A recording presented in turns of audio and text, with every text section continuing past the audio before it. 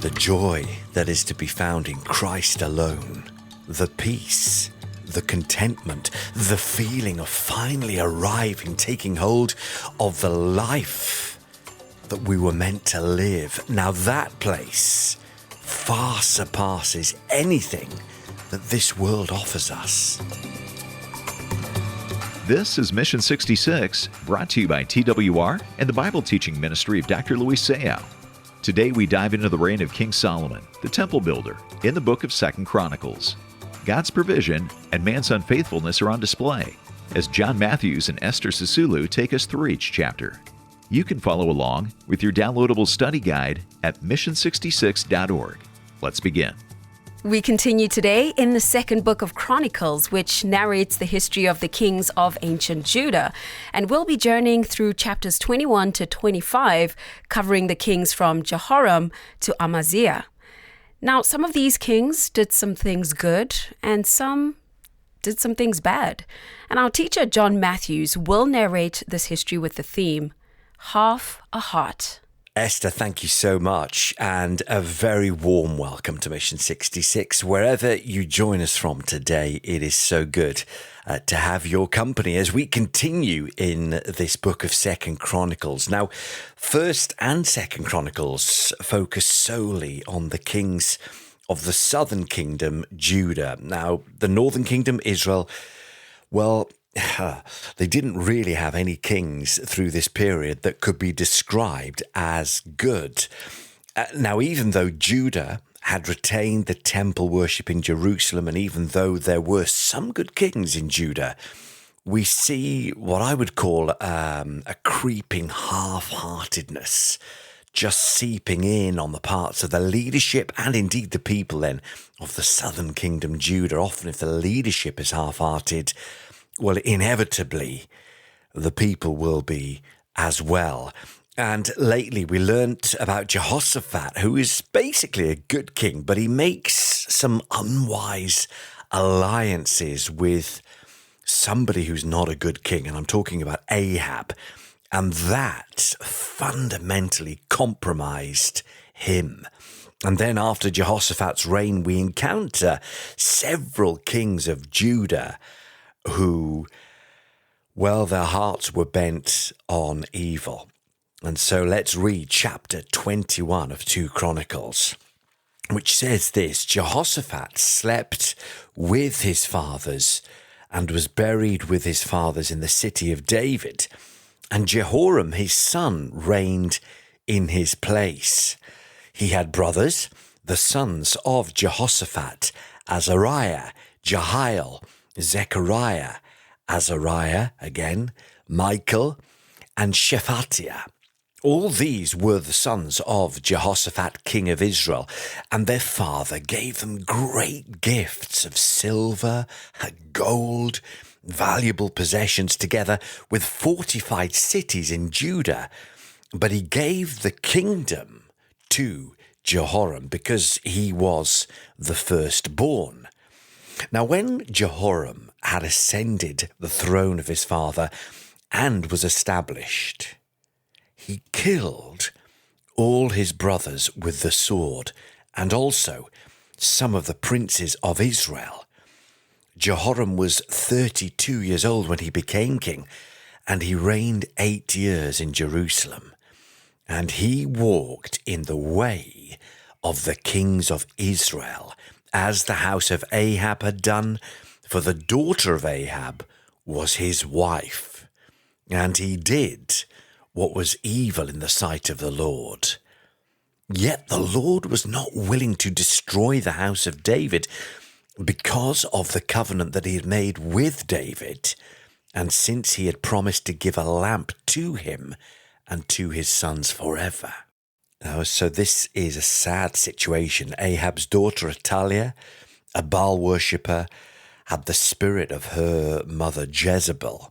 Athaliah would later go on this murderous rampage to try and get hold of the throne herself. And this chapter says that Jehoram led Judah and the inhabitants of Jerusalem into whoredom and idolatry. He was warned by Elijah the prophet that the Lord was going to bring this great plague upon the kingdom and that he would suffer a severe sickness of the bowels until indeed the bowels would come out because of the disease. And that's exactly what happened to him. So he was set for a pretty unpleasant death. And then the kingdom is attacked by the Philistines and the Arabians, who left him no son except Jehoahaz, his youngest.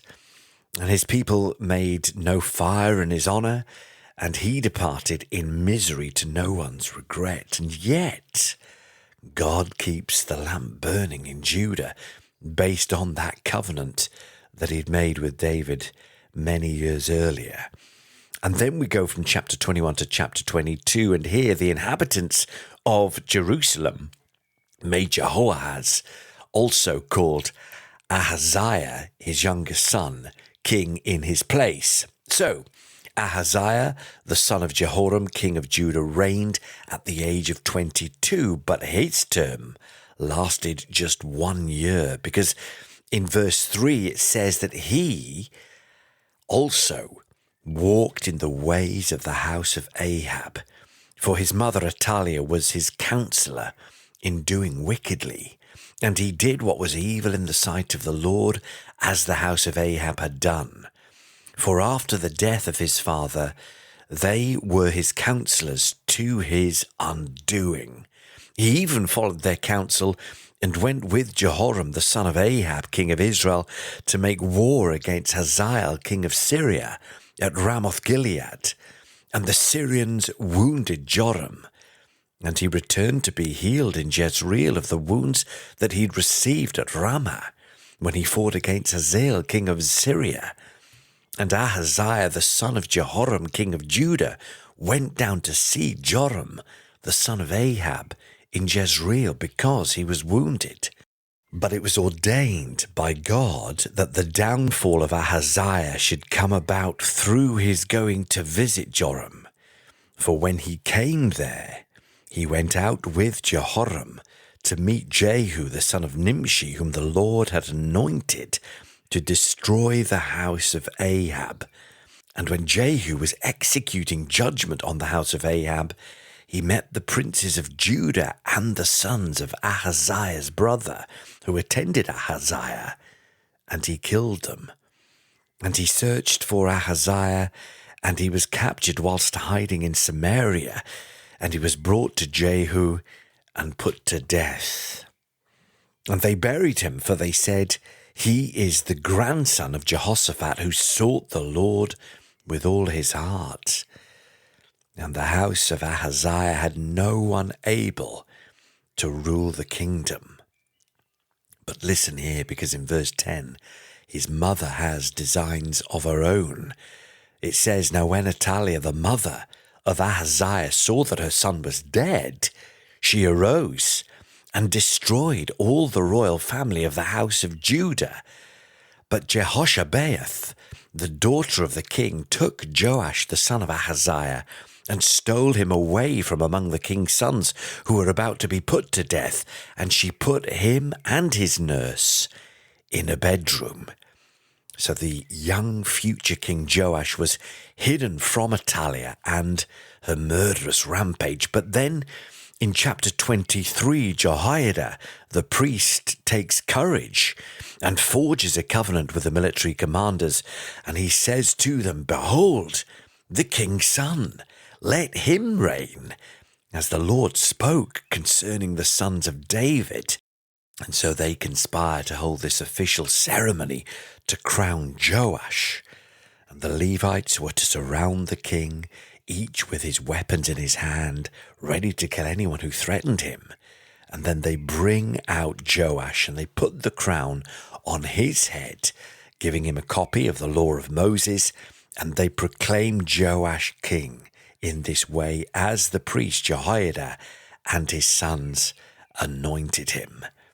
And then look what happens in verse 12, because it says, "When Athaliah heard the noise of the people running and praising the king, she went into the house of the Lord to the people. And when she looked, there was the king standing by his pillar at the entrance, and the captains and the trumpeters beside the king. and all the people of the land rejoicing and blowing trumpets, and the singers with their musical instruments leading in the celebration. And Athaliah tore her clothes and cried, "Treason! Treason!" Then Jehoiada the priest brought out the captains who were set over the army, saying to them, "Bring her out between the ranks, and indeed anyone who follows her is to be put to death with the sword." For the priest said, "Do not put her to death in the house of the Lord." So they laid hands on her, and she went into the entrance of the horse gate of the king's house, and they put her to death there. And after that, there begins, I suppose, what you could call a revival in Judah, and it's led by Jehoiada, the priest, who takes care for the affairs of state because Joash is still very young. This is verse 16. And Jehoiada made a covenant between himself and all the people and the king that they should be the Lord's people. Then all the people went to the house of Baal and tore it down. His altars and his images they broke in pieces, and they killed Mattan, the priest of Baal, before the altars. And Jehoiada posted watchmen for the house of the Lord under the direction of the Levitical priests and the Levites whom David had organized to be in charge of the house of the Lord to offer burnt offerings to the Lord, as it is written in the law of Moses, with rejoicing and with singing, according to the order of David.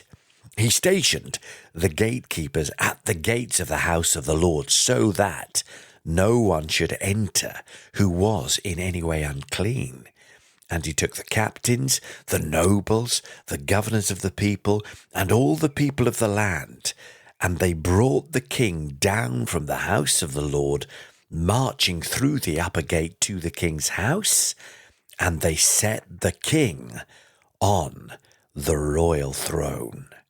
So all the people of the land rejoiced, and the city was quiet after Athaliah had been put to death with the sword.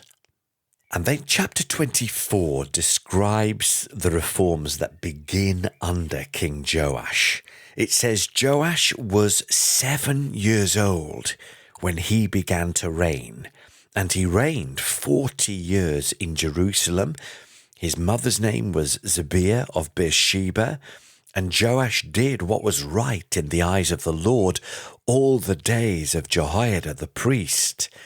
Jehoiada got for him 2 wives, and he had sons and daughters. After this, Joash decided to restore the house of the Lord, and he gathered the priests and the Levites, and he said to them, "Go out to the cities of Judah, and gather from all Israel money to repair the house of your God from year to year, and see that you act quickly." But the Levites did not act quickly. So the king summoned Jehoiada the chief and said to him, "Why have you not required the Levites to bring in from Judah and Jerusalem the tax levied by Moses, the servant of the Lord, and the congregation of Israel, for the tent of testimony?" For the sons of Athaliah, that wicked woman, had broken into the house of God, and had also used all the dedicated things of the house of the Lord for the Baals. So the king commanded, and they made a chest, and they set it outside the gate of the house of the Lord. And proclamation was made throughout Judah and Jerusalem to bring in for the Lord the tax that Moses, the servant of God, laid on Israel in the wilderness. And all the princes and all the people rejoiced, bringing their tax, and they dropped it into the chest until they had finished. And whenever the chest was brought to the king's officers by the Levites, when they saw that there was much money in it, the king's secretary and the officer of the chief priest would come and empty the chest, and then take it and return it to its place. Thus they did, day after day, and they collected money in abundance. And the king and Jehoiada gave it to those who had charge of the work of the house of the Lord. They hired masons and carpenters to restore the house of the Lord, also workers in iron and bronze to repair the house of the Lord. So those who were engaged in the work laboured, and the repairing went forward in their hands, and they restored the house of God to its proper condition, and they strengthened it. And when they had finished, they brought the rest of the money before the king and Jehoiada, and with it were made utensils for the house of the Lord, both for the service and for the burnt offering, and dishes for incense, and vessels of gold and silver. And they offered burnt offerings in the house of the Lord regularly all the days of Jehoiada. But sadly, after Jehoiada died, Joash begins a downward slide. He and the princes of Judah convinced him to abandon the house of the Lord and start serving the idols again. They wouldn't listen to the prophets. And so wrath came upon Judah and Jerusalem because Joash's half-heartedness turned into full-blown rebellion. And when Zechariah, the son of Jehoiada the priest, stood against him, Joash ordered him, Zechariah, to be stoned to death. So God allows the Syrians to come against Jerusalem and kill Joash. And then Amaziah, Joash's son, reigns in his place. And 2 Chronicles chapter 25 is all about the reign of Amaziah. It says that Amaziah did what was right in the eyes of the Lord, yet not with a whole heart. And that really explains much of what happened thereafter. It says Amaziah, the half-hearted, makes the same mistake that his forefathers had made when they entered into an arrangement which amounted to an unequal yoke. He attempts to muster the army of Judah alongside an army from Israel against his enemies, the Edomites. This is what it says in verse 7. But a man of God came to him, saying, O king, do not let the army of Israel go with you, for the Lord is not with Israel, with all these Ephraimites. But go, act, be strong for the battle. Why should you suppose that God will cast you down before the enemy? For God has power to help or to cast down. And Amaziah said to the man of God, But what shall we do about the 100 talents that I've given to the army of Israel? And the man of God answered, The Lord is able to give you much more than this. Then Amaziah discharged the army that had come to him from Ephraim to go home again. And they became very angry with Judah, and they returned home in fierce anger. But Amaziah took courage and led his people out, going to the valley of Salt, striking down 10,000 men of Seir. And after Amaziah comes from striking down the Edomites, he brings the gods of the men of Seir and sets them up as his gods and begins worshipping them. He wouldn't listen to the warnings of the prophets, and so was bringing or about to bring grief on him and the people when he tries to wage war against Israel at Beth Shemesh, which belongs to Judah. And Judah ended up being defeated by Israel. Amaziah winds up being killed. And all we can say really about all of this is that God extended mercy in preserving the southern kingdom of Judah, really, in spite through that sweeping narrative over those couple of kings, in spite of their on-off, half-hearted devotion.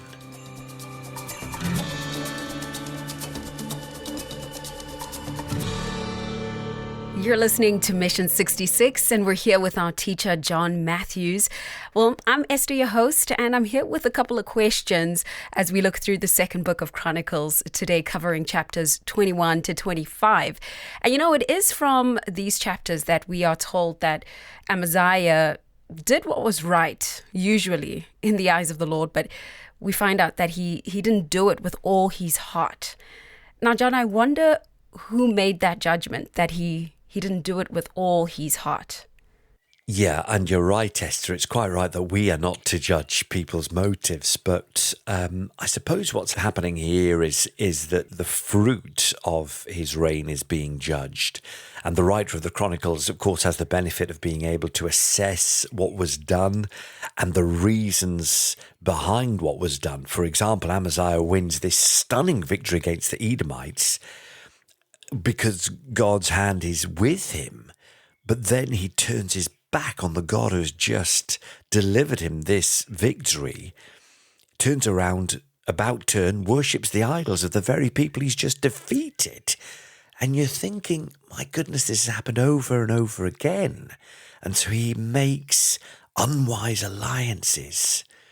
Now, you're probably right. It's rather presumptuous, isn't it, to say that a person is half-hearted, but when you go back and read how he acted, there were reasons why he was called half-hearted. And, let's not perhaps just look at Amaziah, but we can be half-hearted ourselves at times. And that's why it's so important to stay close to Jesus. Just as you say that, John, I'm thinking to myself that suppose the same judgment could be applied to us as well, because I'll be honest, there have been times when, I've gone to church, for example, but I wasn't wholeheartedly going there. Could have been the cares of life that were wearing me down, but, my heart wasn't fully there. So I suppose we can relate to that. Yeah, and look, if we're honest, we surely can all relate to that and resonate with that one time or another, and so it will be in the future. And yet it is so good for our souls when we do what is best for our souls. So we go and we attend even when our heart doesn't seem to be all in or really maybe even feels on occasion set against it.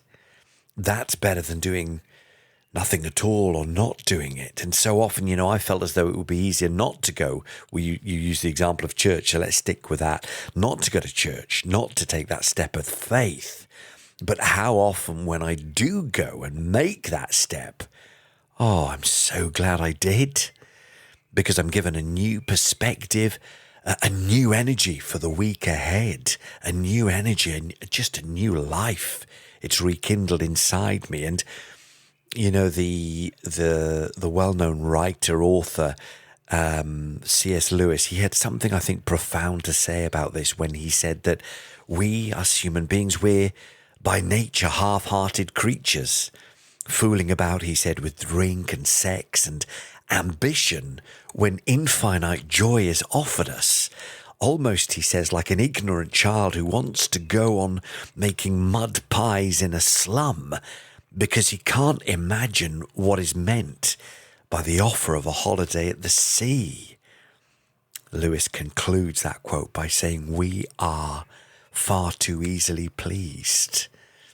The joy that is to be found in Christ alone, the peace, the contentment, the feeling of finally arriving and taking hold of the life that we were always meant to live, that place, well, it far surpasses anything that this world can and will offer us. As you're talking, John, I'm nodding my head because I can attest to the many times when I made the decision to go to church and suddenly my perspective was changed. It's amazing. And, seeing as God is the God who judges our motives, I think we can conclude that there will be times when we're really half-hearted. Yeah, and we will often come short. So true, Esther. But it's sometimes doing the hard thing to enter a realm of peace, joy, and hope that we don't currently have. So if we do that hard thing, even when we really don't feel like it, and we may more often than not feel like it, eventually we will get to the point where we do feel like it, because we are now stepping into those things that I mentioned: light, life, energy, renewed energy, being filled when we're tired and weary, peace, love, a coming home. And we develop those good habits by doing the same way that we develop bad habits by doing, by repetition. So yeah, it's a good conversation to have, and I'd encourage our listeners to take heart and keep doing the hard things, because even if it's not with your whole heart, the right desires, and with it, so much goodness comes. Seek first the kingdom of God, and then all these things, all of them, will be given, will be added to you. Oh, such a good word. I love that. Okay, well, John, in this reading, we read about some of the diseases mentioned, which, to be quite honest with you, are quite shocking. I mean, we read about Jehoram, who was afflicted with this intestinal disease, so much so that his intestines came out. Let's talk about that. Yeah. Do we have to? No, I will answer the question. Well, kind of. But look, Jehoram here is being judged, isn't he? But and it is a pretty grisly end for him, in truth. But the reality is that illness is a very real and present part of our lives here on earth, and very often there's no explanation as to why we get ill. More often than not, there is no explanation. Sometimes we don't know. We can hazard that it might be down to a poor diet, maybe a lack of exercise, negative thinking, substance abuse, and so on. These things we know medically contribute to our getting ill, but we do live in a world that is fallen, and a sad part of that is that illness is part and parcel of a fallen world. Mm. Well, this has been a fascinating look through the book of Chronicles and those few chapters. And friend, I certainly hope that this has helped you in some way. And of course, we're encouraging you to read the book of Chronicles on your own. There's so much value in it, so much to glean from, of course, coupled with listening to Mission 66. But look, we're not done yet. John, I know that you will have a summary for us on today's episode. Yeah, I will do that, Esther. And today we went through on Mission 66 2 Chronicles and chapters 21 through to 25. The theme was half a heart. We see King Jehoram, who was evil, dying of this horrible disease. His wife Athaliah tries then to reign as queen, but her murderous attempt is cut short by some courageous priests who bring the rightful heir to the throne, Josiah. Josiah begins well, young but well, but after the death of Jehoiada the priest, he too, without that influence, that kind of mentor influence, I guess it was, he falls into idolatry and wickedness when Jehoiada dies. And then along comes Amaziah, the half-hearted, who did what was right in the eyes of the Lord, but not with his whole heart. Boy, that's a check for me and for many of us, and a lesson that if we're guilty of doing the right thing only because it's expected or because we're afraid of what people might say, but our hearts aren't right with God, then we've missed the most important thing, because it's so important for us to be intimate with God, allowing Him, surrendering our lives to Him and allowing Him to lead the way.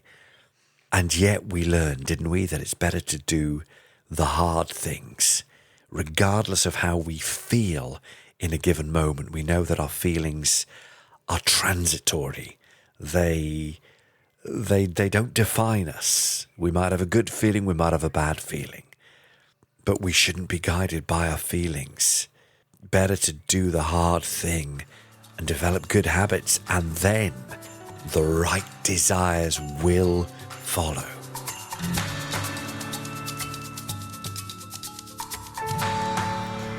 Well, thanks for that wonderful word, John. And indeed, friend, we encourage you to develop the good habit of listening to this program, Mission 66. Well, we do look forward to joining you here next time, same place, as we go further into our study of the second book of Chronicles. And remember that you can also add your voice to the Mission 66 conversation by leaving your comment or your questions on our social media platforms, Facebook and Instagram. Simply search Mission 66 and, of course, be a part of our community and the conversation surrounding the Word of God, the Bible. Well, I'm Esther for John and our entire team saying, see you next time on Mission 66. As Mission 66 comes to a close, be sure to download your free study guide at mission66.org. Deepen your daily devotion with insights from each episode, and let John and Esther lead you through the Scriptures.